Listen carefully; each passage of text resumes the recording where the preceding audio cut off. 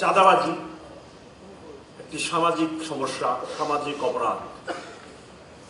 চাঁদাবাজি মোকাবেলা করার জন্য শুধু পুলিশ নয়, সমাজের প্রতিটি অঙ্গ সংগঠনকে আগে আসতে হবে। কোথায় চাঁদাবাজি হচ্ছে, কারা করতেছে, চাঁদাবাজির বিরুদ্ধে একটি প্রতিরোধ গড়ে তোলা অত্যন্ত জরুরি হয়ে পড়ছে।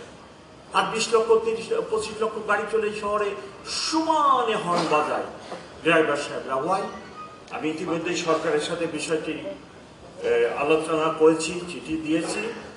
আমি পরিবেশ আইনে, সড়কের আইনে পরিবর্তন এনে আমার সার্জেন্ট যাতে স্পট যিনি হর্ন বাজাবেন তার বিরুদ্ধে তাকে প্রসিকিউট করতে পারে।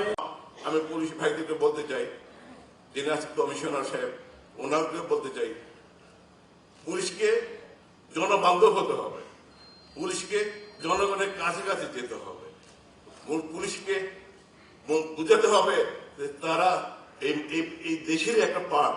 আমরা কিন্তু পুলিশ তাদের সাহায্য করতে রাস্তায় নেমে এসেছি, ট্রাফিকের কাজ করতে। আমরা কিন্তু কিছুই জানতাম না কিভাবে ট্রাফিক সামলায়, কিভাবে কি করতে হয়, কিন্তু তারা তাদের সাহায্যতে, তাদেরকে সহায়তা করতে পেরে আমরা অনেক কিছু জানতে পেরেছি, অনেক কিছু শিখতে পেরেছি।